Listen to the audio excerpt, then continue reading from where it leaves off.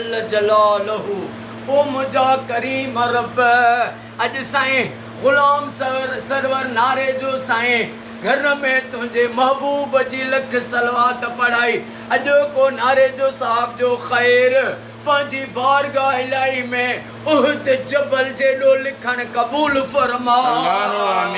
ओ मौला तुंहिंजो वाइदो थियल आहे त मुंहिंजे महबूब ते सलवात पढ़ी दुआ घुरो क़बूल कंदो माव।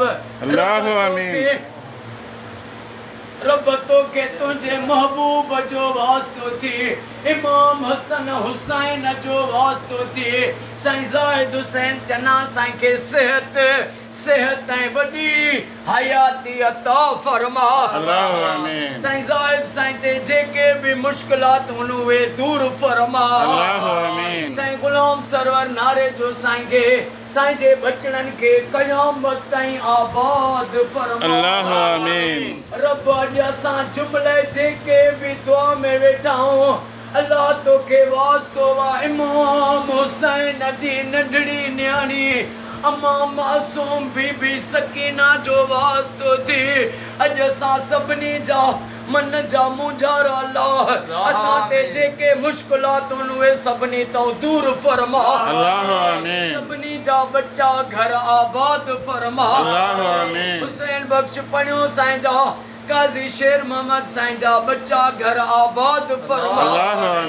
ओ मौला या जेका एसआरटी वारा घर आहिनि इन्हनि खे जेके वेठा आहिनि इहे ई वेठा हुजनि इन्हनि जी मिठे मोहम्मद जो वास्तो थी पारत ते जी मदद फरमा।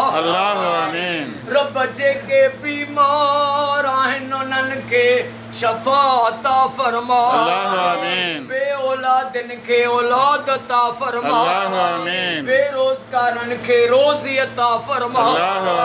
महबूब जी सारी उम्मत खे फिरके वारियत खां बचा। साईं ग़ुलाम सरवर साईं जा शहज़ादा पढ़ाई में कामयाब थियनि वॾा ऑफिसर थियनि साईं जूं न्याणियूं मुंहिंजूं न्याणियूं अमड़ियूं पढ़ाई में कामयाब थियनि या दुआ क़बूल फरमा। हर मोमिन खे पंहिंजे घर में लख सलवात पढ़ाइण नसीब फरमा।